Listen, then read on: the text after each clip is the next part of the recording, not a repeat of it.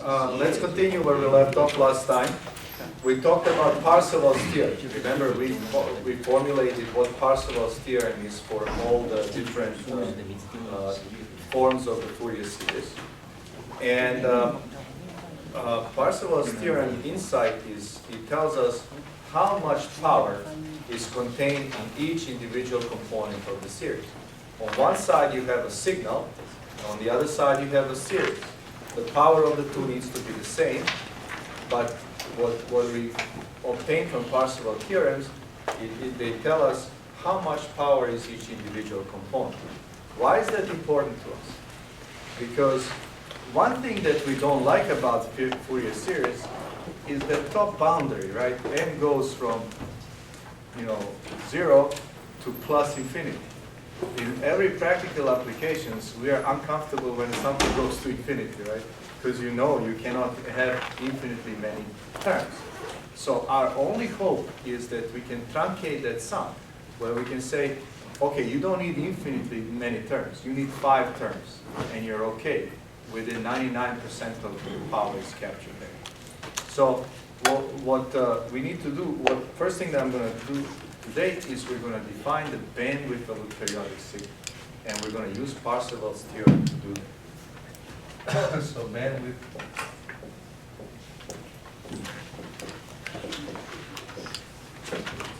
of a periodic signal.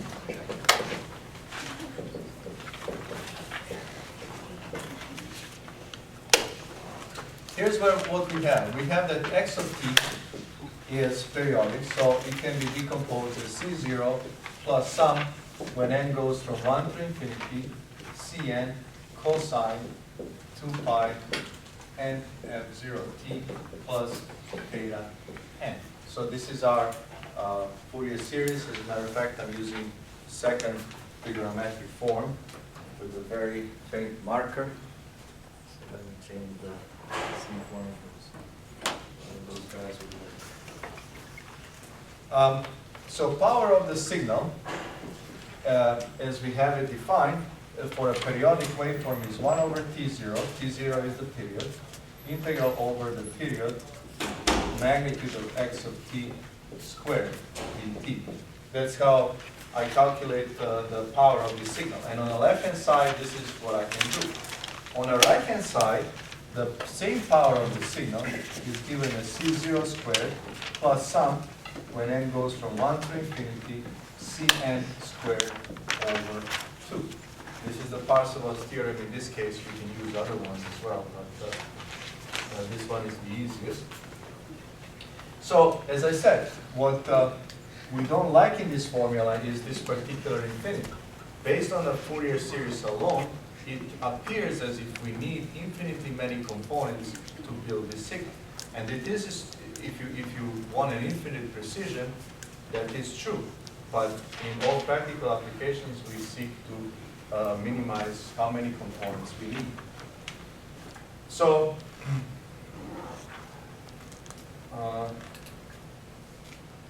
okay. So just looking at what these represent here, P0 is C0 squared over Px. This is power, or percentage of power, or part of the power, portion of the power, of the power in DC component. And if I take this first term and I divide by total power, I get what percentage of the power is contained within a DC component. Let me define P1 as C0 squared plus C1 squared over 2 divide Px. This is portion of the power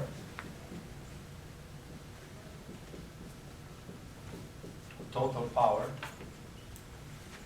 in DC plus first harmonic.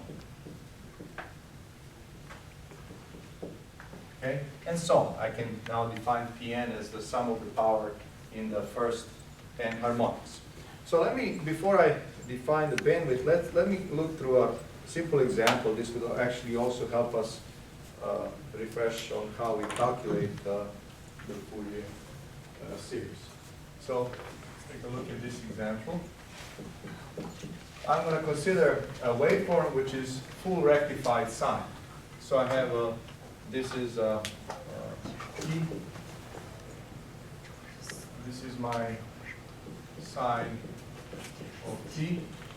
And this guy looks like this, right? This is from 0, this is pi, 2 pi, minus pi, and so on. Right? So this is obviously periodic signal. The question is, you know, what is the Fourier series for this guy, and how many components do I need to keep so that I can approximate the signal with a sufficient level of accuracy? So let me go to the calculations here. Step 1. First, I determine the components of the coefficients of the Fourier series. So the period of the signal is what? Pi. Period of the signal is pi. Fundamental frequency is 1 over pi. Now, the first thing we determine is the DC component. How large is the DC component here? Huh? Around 1/2, right? It needs to be between 0 and 1. So let's determine it precisely. So A0 is going to be 1 over period, which is 1 over pi, integral from 0 to pi, sine of t dt. And this is 1 over pi, integral over the sine is cosine of t, but it's actually minus cosine. So I switch the borders, 0 pi. And cosine of 0 is 1, cosine of pi is minus 1, so this is 2 over pi.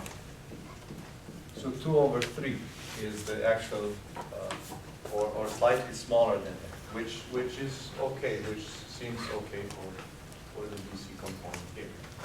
Part B, I look for a symmetry. What kind of symmetry I have here? Signal is even. Therefore, Bn is equal to 0 for every n.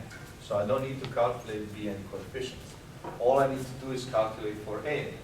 Well, An is going to be 2 over period, integral over period, which is 0 to pi, sine of t times cosine 2 pi n f0 t t. So this is how I calculate the An coefficient. And, you know, let me just at least put one more step. This is 1 over pi, integral from 0 to pi, and then sine of this guy here, f0 is 1 over pi. So pi and pi will cancel, right? So I have sine of 1 minus 2n t plus sine of 1 plus 2n t dt. How did I get here? Well, sine times cosine is 1/2, so that's how this 2 disappeared. And then sine of the difference plus sine of the sum.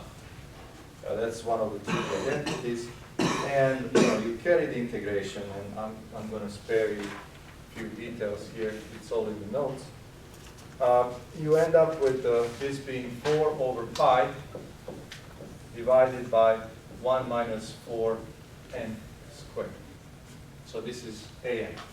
Therefore, x of t is given as 2 over pi plus sum, when n goes from 1 to infinity, 4 over pi, 1 minus 4n squared, times cosine 2n t. So that's the Fourier series associated with this particular waveform. One thing that you see right away, and this is always the case, is n is going to appear here at the bottom. Why? Because they appear at the bottom, and the magnitude of these components is going to be smaller and smaller. For higher frequencies, the magnitude is going to be smaller and smaller. In this case, the magnitude of these components decreases as n squared. Therefore, the power decreases with n to the fourth, right? And therefore, I'm going to expect that in just a few terms, I'm going to get something that approximates this waveform in a relatively close way. So let's determine how many do we need. That's my step 2. And first, let me calculate the power of the signal.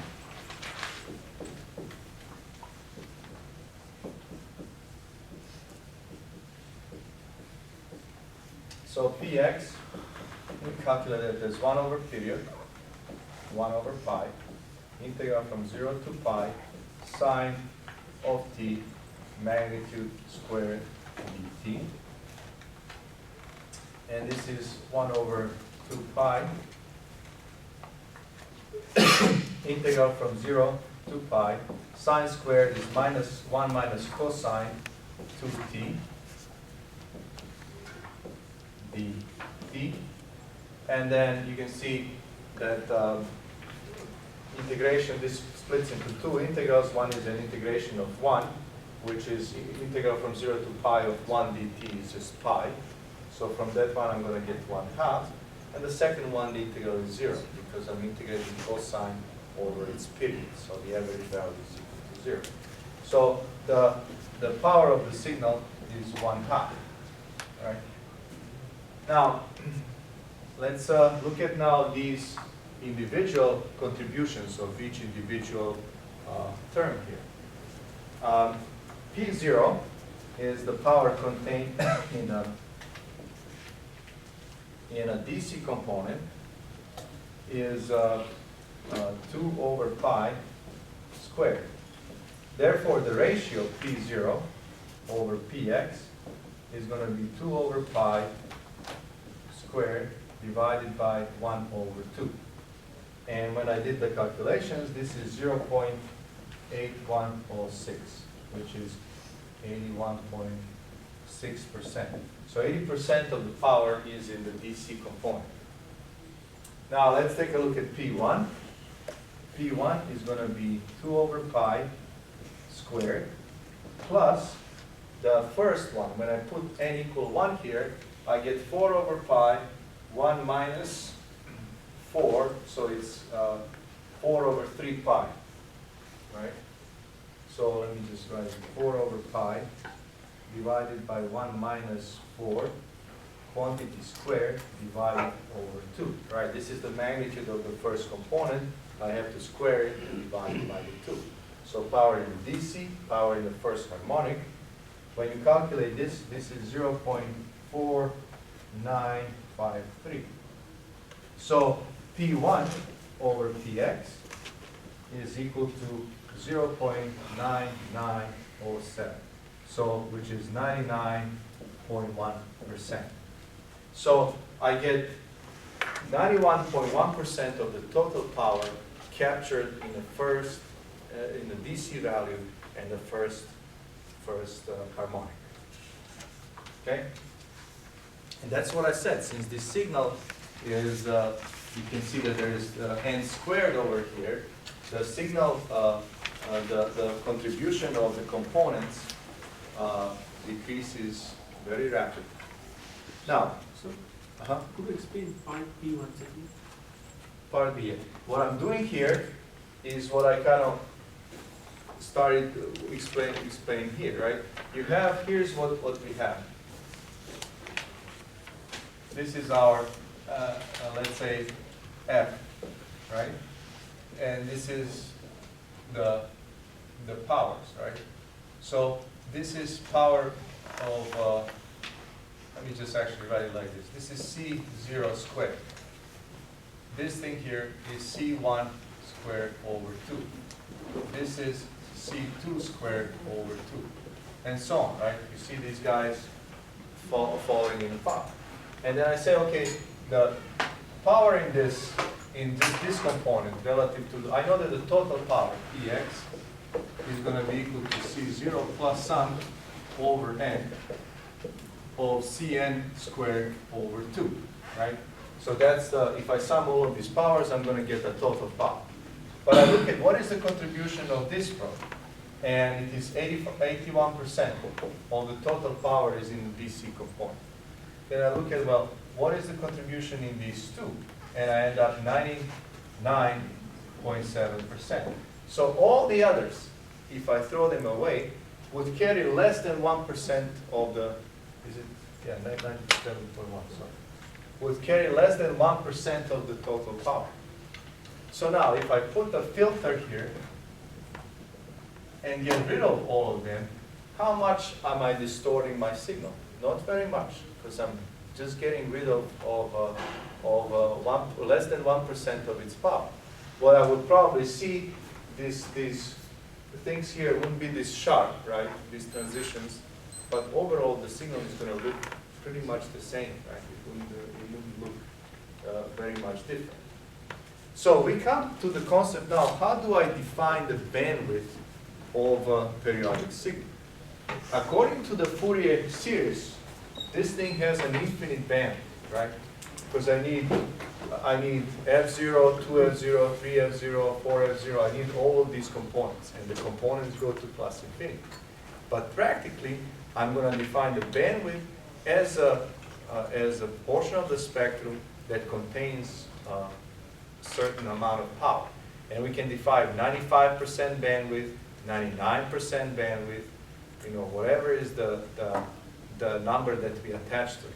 If I say, for example, for this signal here, D99 is going to be what? I just need two harmonics. So if I have a bandwidth that is equal to actually DC plus first harmonic, that is just equal to F0, I'm capturing 99% of this power, of the signal's power, right? So even though the Fourier series suggests that the bandwidth here is infinite, for practical purposes, all I need is a DC component and first harmonic, and I'm capturing 99% of the power. So this is a tremendous tool to us, because it allows us to define the bandwidth of a periodic signal. And in all, for example, communications applications, this is of the vital importance to us, because we need to send a signal to the other end, and we have to know what the baseband bandwidth of that signal is. And we use this tool to actually define it with a certain whatever is the accuracy that we desire, but based on this, it is completely in our control. Okay? Any questions here? That's mean if we got like 99 something, that's going to stop. You're not going to continue the next one. Really, I mean, depends on the applications, right? 99 is if you ask me, it's adequate for almost all applications, right? This is better than 20 dB, right? In your signal to noise ratio, right? If you treat the part that you rejected as some sort of noise. But maybe that's not enough. If you want to replicate signal better, then nothing prevents me saying, put an additional 9 here. What we are really not discussing, we don't know what is the good bandwidth because we don't know the application, right? But what we actually have here is a tool that will allow us to do. You tell me what you want, I'll tell you how much of bandwidth you need, right? Maybe 80% is enough. If I say, what is the 80% bandwidth of this? DC signal. This is a 80% DC signal. And guess what? We luck out because this is rectified sign. This is probably something that I'm going to use to charge the battery. So 80% is a DC signal. And most of this is a full-way rectifier. Most of the time, this signal is led straight to the battery to charge it, right? In a simple charger, right? You don't even have to rectify. Maybe you put some capacitor to smooth it out. But this is what we use to charge batteries because it's practically at least 80% DC. Okay, so that's one use of a very important use of the Fourier series. Let me highlight another one.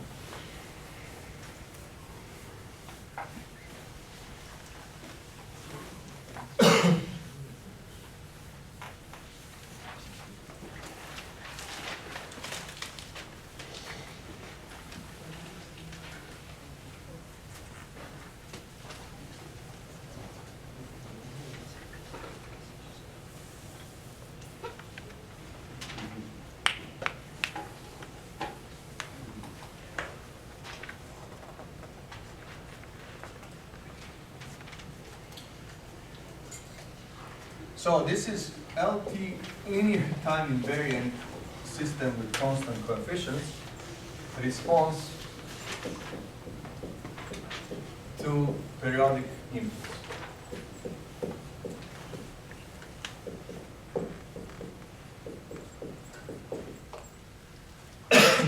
Here's the situation. We have a system here that is a linear time invariant system. So we have our usual descriptors. You describe the system by either knowing its impulse response, or the equivalent is your h of f, which is the response of the system to a special input. The special input is your everlasting exponential, right? We discussed that. And this h of f is the response of the system to that exponential. And we saw that it's very easy to determine that one. It's just the two polynomials as a function of f.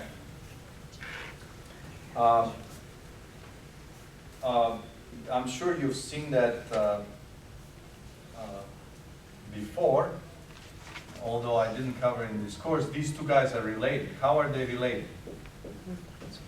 They're Fourier transform of each other.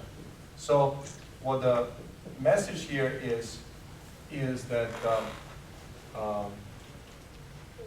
linear system that is described can be described equally with h of t and h of f. Now, let's present x of t to the input and look what y of t is. We know one way of doing this. We know that y of t is equal to x of t convolved with h of t, right? We know this way and we all hate this way, right? Because, you know, it results in a convolution integral that is a lot of work most of the time. Now, if you have some special signals, you may do it.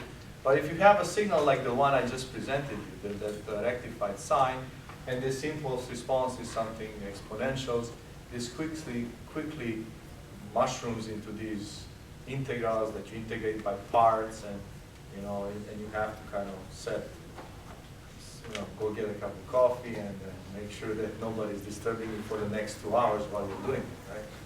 So that's one way of doing it. The second way is what we get from this Fourier series. Here's what we know. We know that if x of t is equal to a cosine 2 pi sum f, let's say fst, then what is the output? Y of t is going to be a times h of f magnitude evaluated when f is equal to f of s times cosine of 2 pi fst plus the angle of h of f when f is equal to fs. Right? We discussed that, and this is a fundamental property of the linear system. If I put the sinusoidal here, what comes out? It comes a sinusoidal of the same frequency that is scaled by the frequency response of the system, and the magnitude of the frequency response, and it has a phase that is the angle of the frequency response. Right? So for a single sinusoidal, this works. How about if x of t is periodic?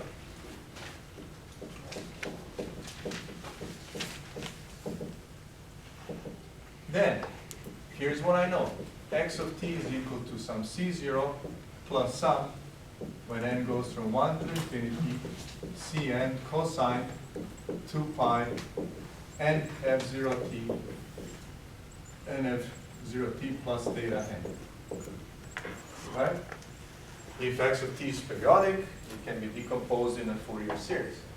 And by knowing this, and using a superposition, which is also a fundamental property of the linear system, I can write out my output without doing any convolution, right? So this is C0 times h of 0 plus sum, when n goes from 1 to infinity, Cn, magnitude response h of f when f is equal to nf0 times cosine 2 pi nf0t plus theta n plus the angle of h of f when f is equal to nf0. Right? So that's an output of this system to a periodic waveform. Right? So we can write it out, you know, right away. We don't have to do any convolution here. You know, so this allows us to calculate the output of the linear system to the periodic waveform without doing convolution. Now, I'm cheating a little bit here. I'm trading one for the other. What is it that I'm trading here? Convolution. Yeah, you don't, convolution for what? So Fourier for series, right? So, you know, yeah, I don't have to do convolution, but I have to determine C's and thetas, right? So I have to do Fourier series. So it's a trade-off, you know, which one you like better. You know, I think personally I prefer, you know, Fourier series than to convolution, but you know, you cannot, you have to pay the price somehow. But this also gives us tremendous insight in how do linear systems impact periodic waveforms. The way how we see that, and which is the most obvious to see it, I say periodic signal, immediate response is Fourier series. You see the spectrum, and then I say filter, and then you say, okay, filter, let some of these components go through, and some of them are gone. So that's immediately obvious from this expression here. Okay. Now let me ask you a question. Did I assign homework last time? Yes. Yes. What were the problems that were assigned? Were the 6, 3, 2, 6? 6, 3, 2, 12. Okay, so I already assigned this then. Okay. Just to complete this, you know, this is, I guess, part A. Part B, you know, we can actually get just a different representation of this. I can say x of t is equal to sum when n goes from minus infinity to plus infinity, dn e to the j n f0 t. What am I doing? I'm saying, well, one way to represent x of t is through its, you know, through the compact trigonometric form, or I can do it through the exponential form. And I just want to give you the expression in this case here. So in this case, you know, if I use this, then y of t is going to be equal sum when n goes from minus infinity to plus infinity dn, or I can just say this. Make sure. I can say dn times h of f equal to n f0 e to the j n f0 t. Now you can see that goes back to one of the questions that was asked a couple of lectures ago. Why do we use this one? Because you can see this is the same as this, and this is much more elegant and shorter to write. Another way how I can write this here. Now you have to remember, dn is a complex number. This is a complex number. This is a complex number. So each one of them has a magnitude in phase. If you were to write this in terms of magnitude in phase, then you can say that this is the magnitude of the dn, the magnitude of h of f when f is equal to nf0, and then e to the j and f0t plus the angle of dn and plus the angle of h of f when f is n0. So this is now giving you the magnitude and giving you the phase. Just you know, for the sake of completeness, these two are the same, but I just wanted you to have both of them. So let me now illustrate this, because this is a very important thing. This is how we, as you know, electrical engineers, see the world and how we understand what happens as the signal goes through our devices. So I'm going to continue with the same example that I did earlier. This is also the example 6.9 in your textbook. We're starting with our x of t is equal to sine of t, magnitude of sine, so it's a rectified sinusoidal. And this one is presented to a system. So our linear system looks like this. It has a resistor, it has a capacitor here, and this is where I put my x of t, and this is where I put my, this is where I draw y of t. And this is some r, and this is c, and this box here acts like a linear time invariant system with a constant coefficients. So here the quest is determine what y of t looks like. So we know how to determine the transfer function for this guy. We learned that in circuit theory. H of j omega is equal to what? It's equal to c 1 over j omega c divided by r plus 1 over j omega c. You have a voltage divider, right? So y of t is equal to this impedance divided by the sum of these two impedances. So if I multiply by j omega c, this is 1 over 1 plus j omega c r. So this is a transfer function or a frequency response of this particular circuit. To make it a function of, I guess, f, I can write this as 1 over 1 plus j 2 pi f c. Okay. Now, my x of t is, we derived that earlier today, is 2 over pi plus sum when n goes from 1 to infinity, 4 over pi, 1 minus 4 n squared cosine 2 pi n f 0 t. That's a complex trigonometric representation. Another way to write this is x of t is sum when n goes from minus infinity to plus infinity, 2 over pi, 1 minus 4 n squared e to the j 2 pi n f0 t. This is equivalent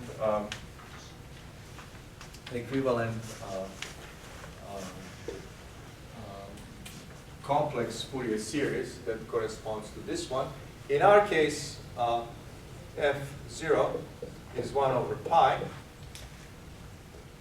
So this x of t has an even simpler form, which is sum when n goes from minus infinity to plus infinity, 2 over pi, 1 minus 4 n squared e to the j 2 n t. Right? Very simple expression here. Now, this is x of t. What does y of t look like? Y of t is going to be sum when n goes from minus infinity to plus infinity. Where is dn? This thing here is what? This is your dn, right? So I can put here magnitude of dn, so it's going to be 2 over pi, or just put dn, 1 minus 4 n squared. Then I have to put h of f, but evaluated at n f0. So this becomes 1 over 1 plus j 2 pi times n 1 over pi CR. Okay, that's my, so this is my dn. This here part is h of f when f is equal to n and 0. And then I have e to the j 2 n t. Look how easy it is to determine. So I know exactly what the components are in the output signal. Okay? And this cleans up a little bit. So let me clean it up. So it's sum when n goes from minus infinity to plus infinity. So 2 over pi 1 minus 4n squared. And then the magnitude of this thing is 1 over 1 plus 2 pi ncr squared. Although no, pi is gone because pi and pi cancel each other. So 2 ncr squared taken square root. And then e to the j 2nt minus arctangent of 2nc. Okay?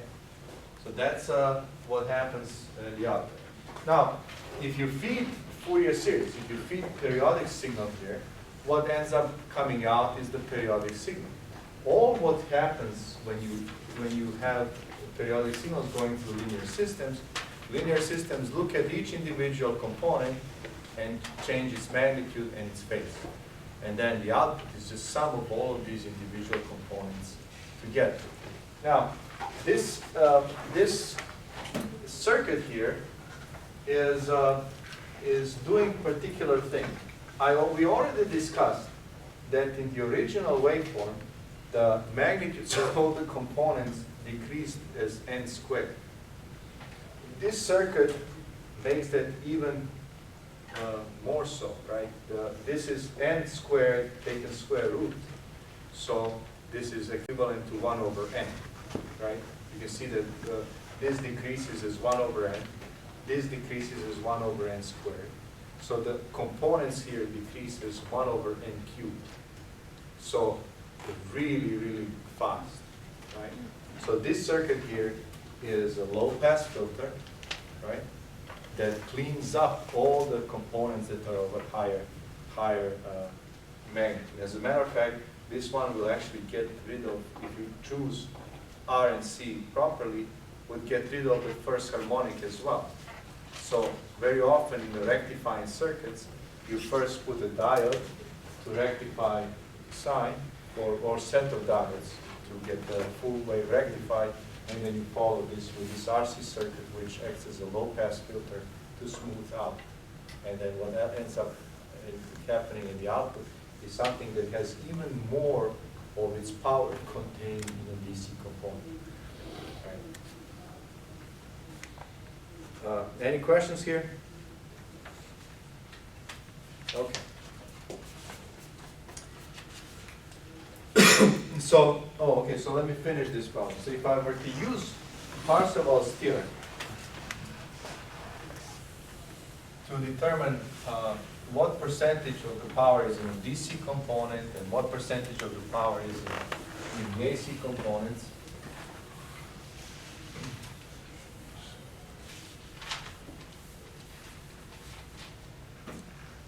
so I guess using Parseval's theorem,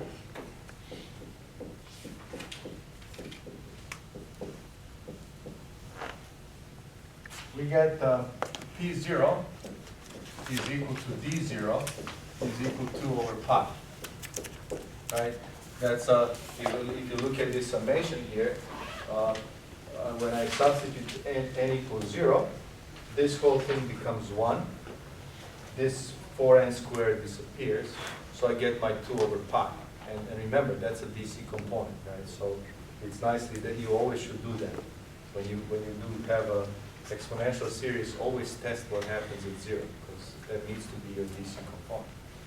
So that's a DC component. What is the power in the rest of it? And in my notes I call that the ripple, because if you think of this as a rectified sign and then this as a follow-up filter, what you end up is something that is DC, but then ripples on the top, right? Because it hasn't filtered all of the higher order harmonics completely.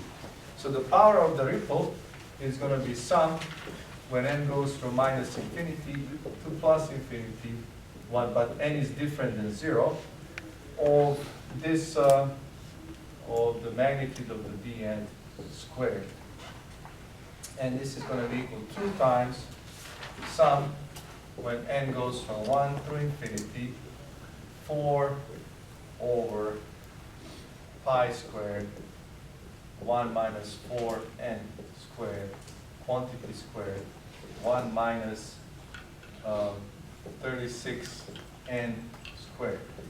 Well, this 36 is coming by assuming that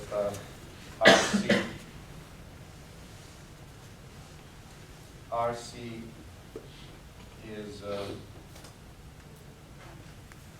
R is 15, C is, so RC is equal to 3. Assume RC equal to 3. Is it 3? 2n. No. Yeah, 2n is 6, and then squared is 36. Okay. So if you sum this, and how do you sum this? That's the question. Well, you punch this into calculator, or you do MATLAB, and sum this. You end up that this is approximately 0.025. So the power of the ripple divided by power in the DC component is going to be 0.025 divided by 2 over pi. And we usually express this ratio in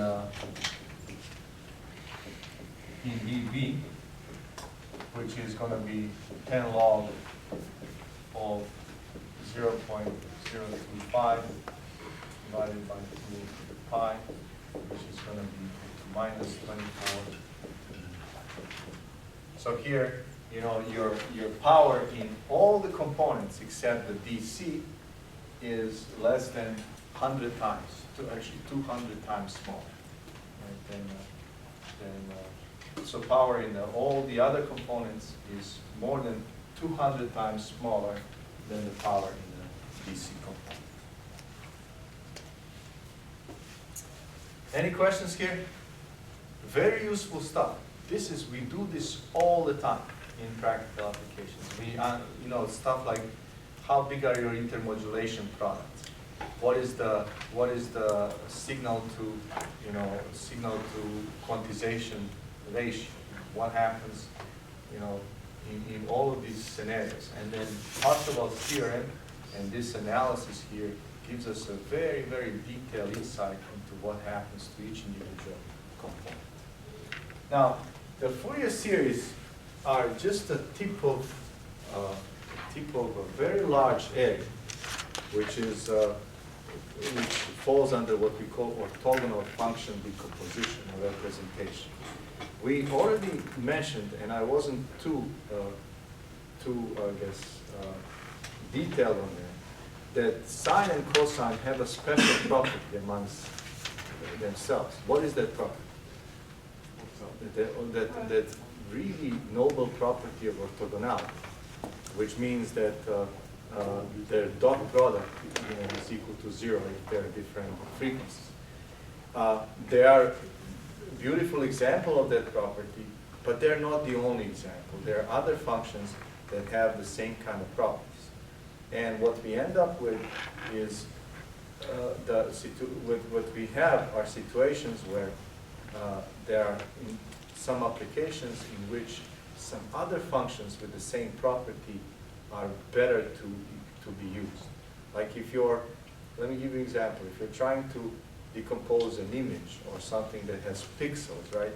Which are, you know, the way you think of a pixel is a little square that has the height, right?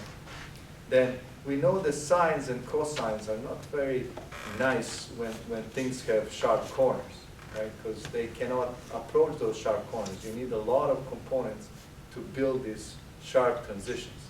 So in those cases, we may use, what is called Hadamard functions or different functions. What I'm going to spend the rest of the day today is kind of give you a generalization of this whole concept and a different way how you can see this. And we're not going to use it much in this course, but in many, many courses that follow this one, you're going to make quite a bit of use. So let me talk about something that in your books is referred to as generalized Fourier series.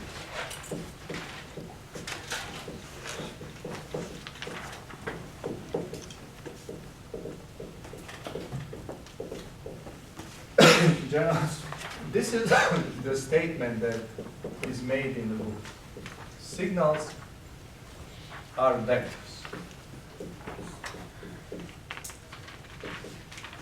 Right? And I just love the way he does it, right? It takes, you know, in some other courses I try to get to that point, but it's actually what's probably the best. You say the way it is, and then you kind of look everything from now on with this in your mind. Signal is a vector, right? And let's see how is that the case. So what I'm going to consider now, an interval. I'm going to call it I, and since we're dealing with time, it's going to be an interval from t1 to t2. I'm going to look at portion of the time axis, and I'm going to define this interval. And I'm going to say all possible functions on this interval with addition and multiplication defined in the usual manner, with addition and multiplication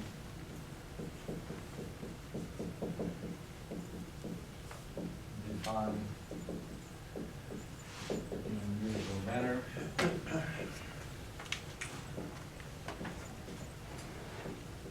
Form a vector space. What is it that I'm talking about? Let's say this is your interval. This is t. I'm looking time t1. This is time t2. What you need to do is imagine all possible functions on this interval. This is one candidate. This is another candidate. You know, this is yet another one. Right? Anything you draw, you know, on this interval belongs to this vector space. Any kind of function. There are some special, like for example, this is your 0, right? And then, however you commonly define addition, like if I were to add this one and this one, you know, you add point by point and you get a third function. And then you go through the axioms that show the closure and the existence of the inverse and so on. So this can be proved that strictly, but I don't think we have time, and I'm sure you've seen it in a linear algebra. So here's the problem that we're going to be considering. Let's say I pick two functions out of this space, x of t and y. So one of them is x of t, and the other one is y of t. Two functions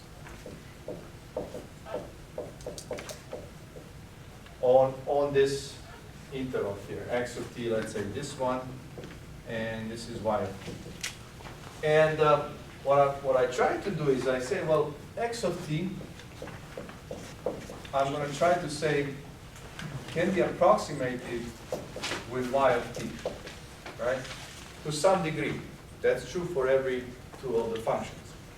And what I need to do is scale y of t appropriately, so I need to choose what should the c be so that this difference between the two is minimum, right? So how do I do that? So where c is chosen to minimize, I guess, minimize the error.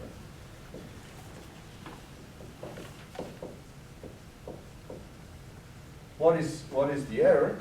Error is defined of approximation is x of t minus c y of t, right? So I'm saying if I want to remove this approximate sign here, I'm going to say x of t is equal to c times y of t plus some approximation error. That's the difference between x of t and c times y of t.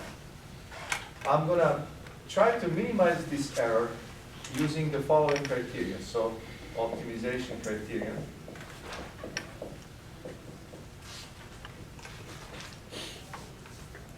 And let's call it dE, is going to be integral over this interval of e squared of t dt. What is this optimization criteria? It's a mean of the square of the error, or MSE, mean square error criteria.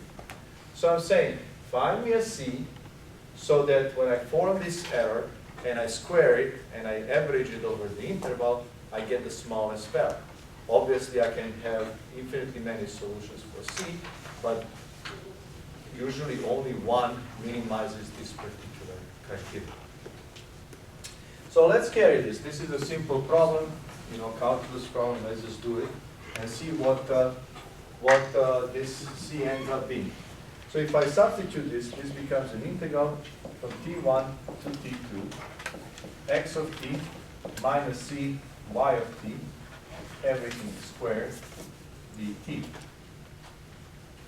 And if I square it, this becomes integral from t1 to t2, x squared of t dt, minus c, integral from t1 to t2, x of t times y of t, there's obviously 2 here, dt, and plus integral from t1 to t2, y squared of t dt. Right? So this is just an expanded version. What did I do? I squared each one of, squared this thing in a parenthesis, and then I just expanded this into 3 integrals. Now I want to minimize this f. So how do I minimize? I'm going to take the derivative of this with respect to c and make that equal to 0. What is erroneous here? What's missing? C squared. Thank you. I thought you were going to catch that before me. Usually I'm much faster than me. So let's take a derivative of this with respect to c. What is the derivative of the first term? 0. Derivative of the second term is minus 2, integral from t1 to t2, x of t times y of t dt. And derivative of the last term is 2c, integral from t1 to t2, y squared of t dt. Okay? And I want this to be equal to 0. So what should be the value of c? C is going to be equal to integral from t1 to t2, x of t times y of t dt, divided by integral from t1 to t2, y squared of t dt. The thing upstairs is projection of x of t onto y of t, dot product between those two functions. We denote that as x of t in dot product with y of t. The thing downstairs is projection of the signal onto itself, dot product of the signal with itself. This is a norm of the signal squared, right? So this is, or I can say that this is an energy of y. Okay? So the best value for the constant c that minimizes this approximation error is going to be to take x of t, project it on y of t, and divide by the norm of norm squared, or by the energy of y. So so that's let me define something then here. Define x of t, x of t as y of t is an integral from t1 to t2, x of t times y of t.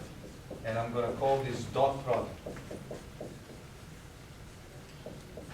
on this vector space. So if I take two functions, how do I I'm already treating them as vectors. How do I take the dot product? I take x of t multiplied with y of t, and then I integrate over this particular interval. Based on this, I can define orthogonality.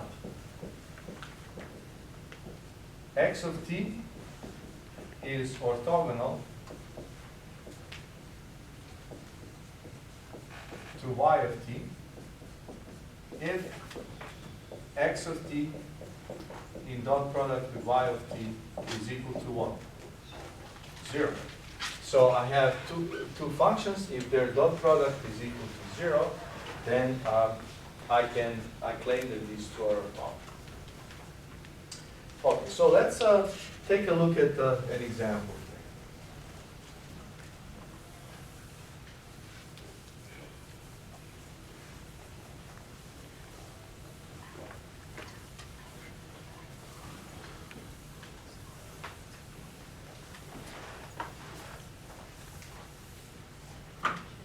And this is the same as example 6.10 in your textbook. I'm looking at the following signal. This is t.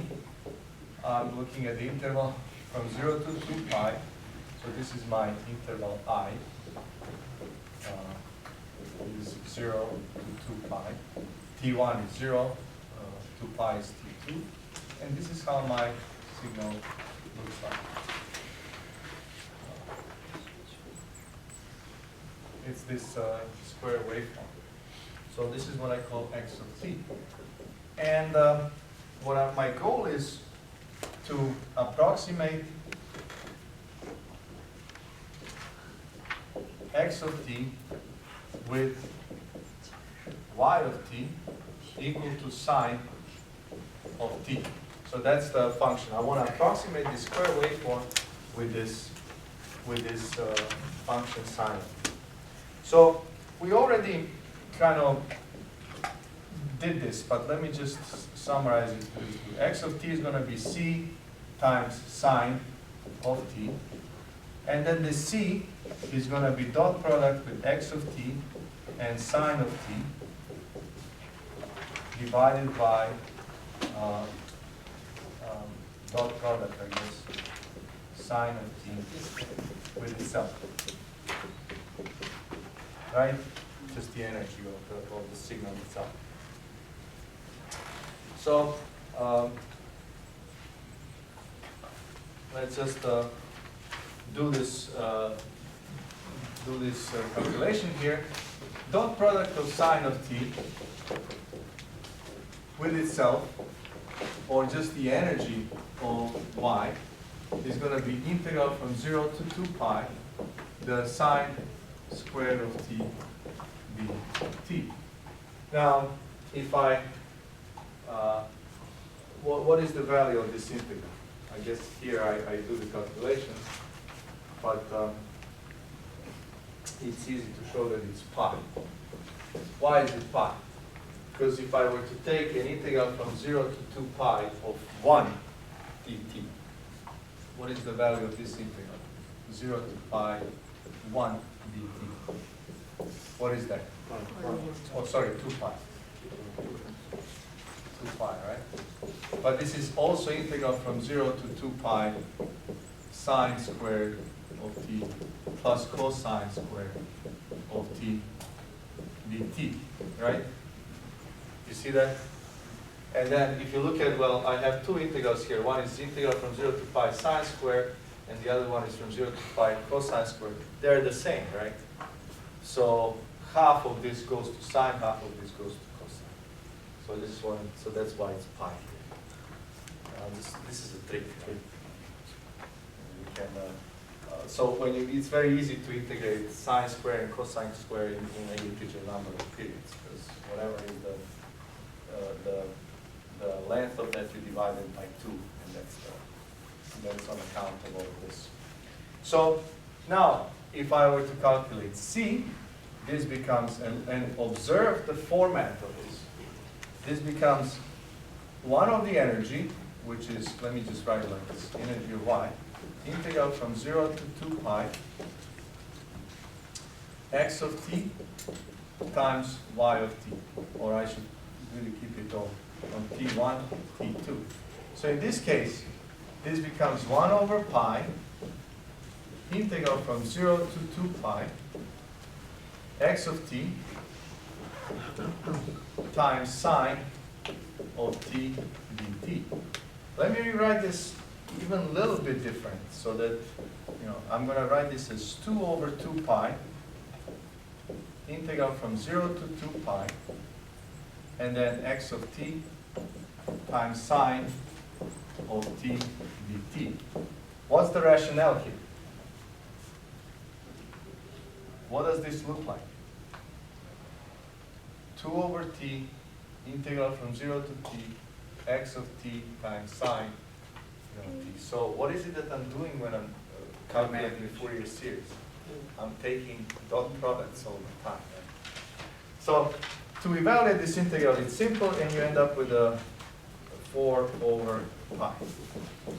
So in this case, so you end up with x of t is approximately 4 over pi times sine of t. So that's the approximation that fits this the best.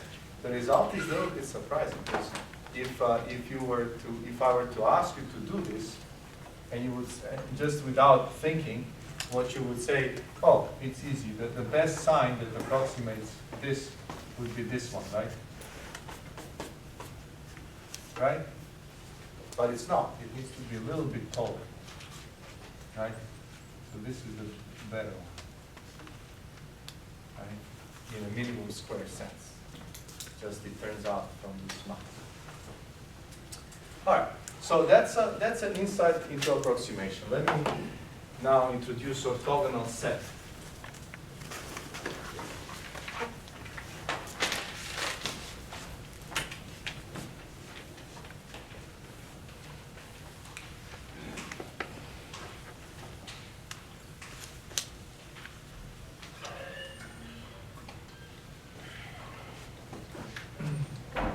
Orthogonal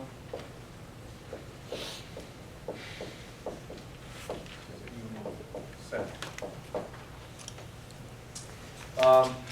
Consider a set of signals.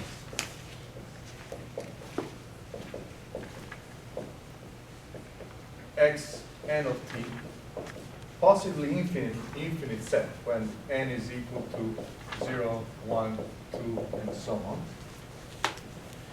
And and I also have an interval which goes from t1 to t2. And then all of these guys have following problems.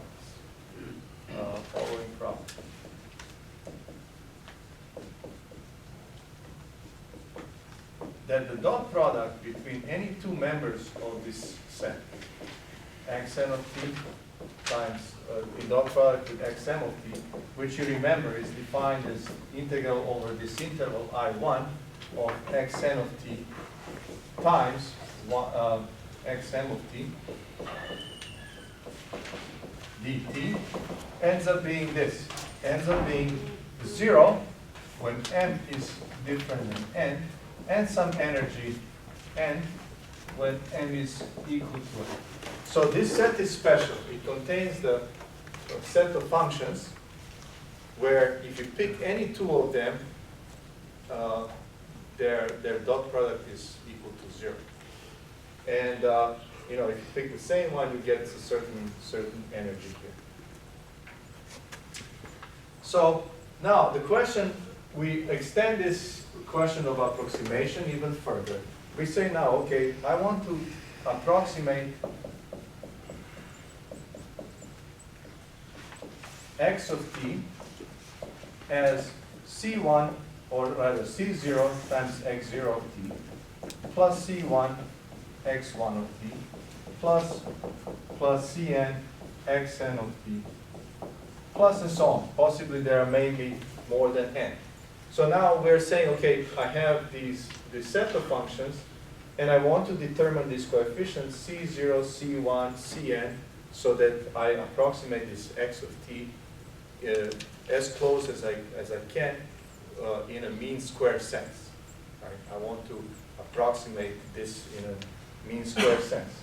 So I'm going to form an error of the approximation as x of t minus sum over n Cn, or what do I have here? Well, Cn times xn of t. That's the error of approximation, right? I'm taking the value, the waveform of the signal, and I'm subtracting the approximation, and I'm going to actually try to determine this coefficient Cn so that this particular error is the smallest possible.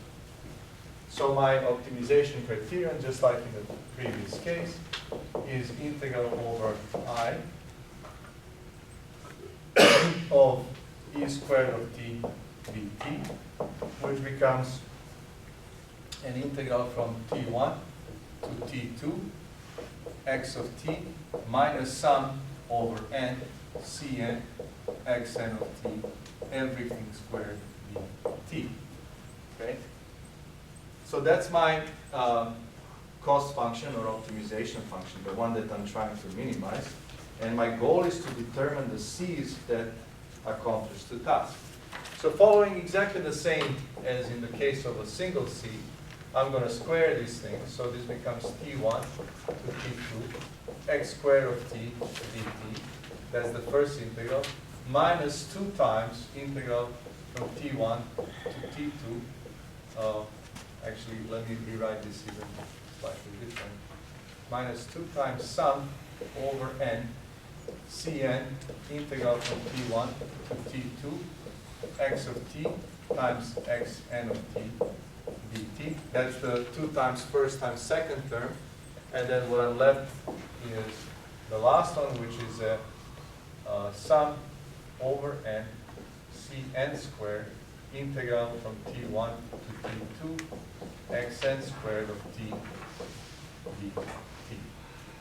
Just squaring this and letting the integral go through the whole through both summations. Actually, I have when I square this, I have double sum.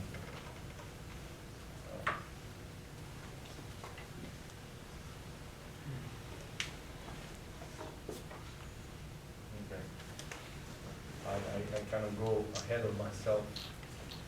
Just, write this. So I have the second one squared, so this is sum over n Cn xn of t squared. Okay, so I have the first one squared integrated, first one times the second one times 2 integrated, and then this one is to be integrated also from t1 to t2. So one more step, I can rewrite this as sum from t1 to t2, x squared of t dt, just rewriting the first one, minus 2 times sum over n Cn integral from t1 to t2, xn of t, x of t times xn of t dt. That's the second one, and this one is the most interesting. When you square this sum, you have 2 kinds of terms. You have the cross terms and the like terms. So this will split into 2 integrals. One would be all the like terms. So this is sum over n Cn squared integral from t1 to t2 xn squared of t. And then you have all the cross terms. So it's going to be 2 times sum over n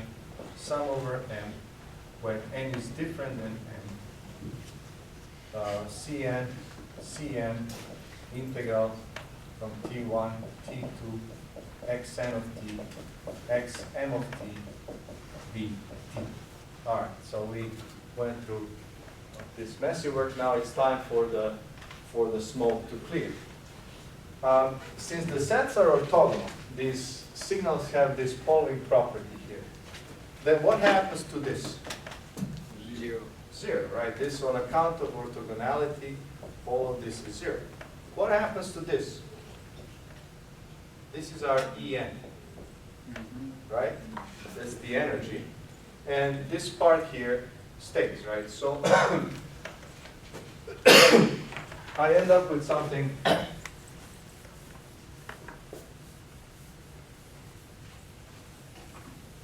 that looks like this.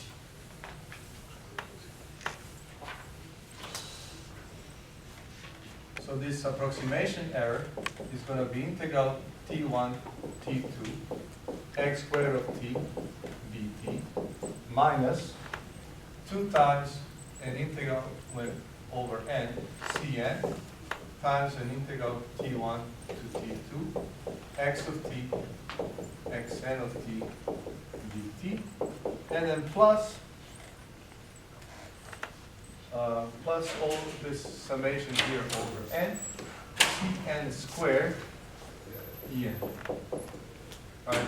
The last term is gone on account of orthogonality. Now, what is it that I'm trying to do? I'm trying to find the cn to minimize this quantity here. So let me take derivative of this function with respect to ci, the ith coefficient here. What is the derivative of the first term? What's the derivative of this relative to some ci? 0. How about this one? It's minus 2 times it's integral from t1 to t2 x of t, xi of t dt. Notice here, there is only one ci in this sum, right?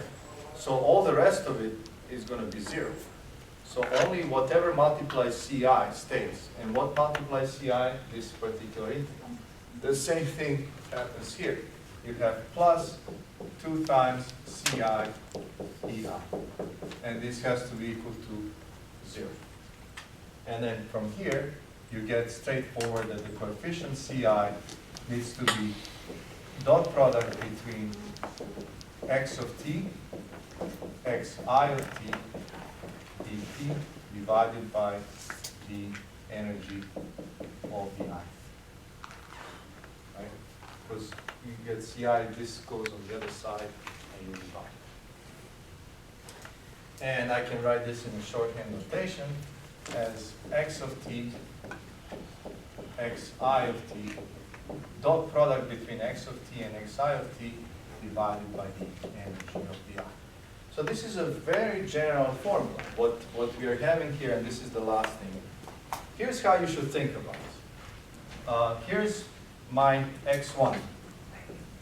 And now I'm taking this signal x1 of t, this guy, one of these, and I'm drawing it as a vector. x1.